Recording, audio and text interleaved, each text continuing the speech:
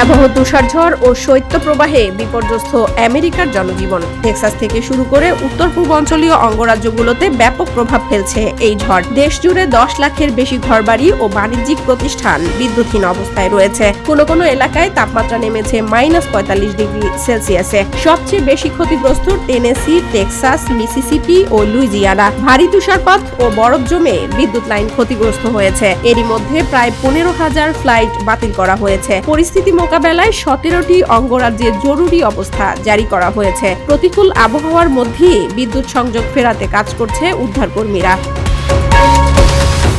তেহরানের কেন্দ্রস্থলের একটি ব্যস্ত চত্বরে নতুন একটি দেয়ালচিত্র উন্মোচন করেছে ইরান।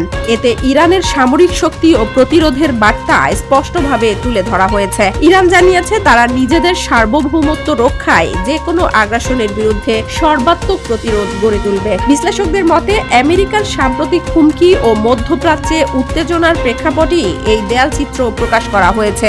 এটি শুধু একটি শিল্পকর্ম নয়, বরং রাজনৈতিক ও কূটনৈতিক বার্তা বহন করছে। চিত্রটিতে আমেরিকাকে সরাসরি সতর্কবার্তা দেয়া হয়েছে। মিয়ানমারের জাতীয় নির্বাচনের তৃতীয় দফার ভোট গ্রহণ শেষ হয়েছে রোববার।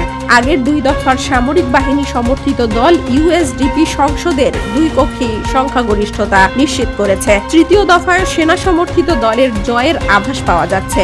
বিরোধী দলগুলো নির্বাচন বর্জন করায় প্রকৃত প্রতিদ্বন্দ্বিতার অভাব রয়েছে। জাতিসংঘ ও মানবাধিকার সংস্থাগুলো একে সামরিক শাসন দীর্ঘস্থায়ী করার প্রহসন বলছে। তবে জাতীয় নির্বাচন নিয়ে আন্তর্জাতিক সমালোচনা প্রত্যাখ্যান করেছে জান্তা সরকার। জান্তা সরকারের দাবি, এই নির্বাচন কোনো প্রকার জবরদস্তি ছাড়াই ও জনসমর্থন নিয়ে অনুষ্ঠিত হচ্ছে। জনগণের ভোটই তাদের জন্য বৈধতার একমাত্র উৎস।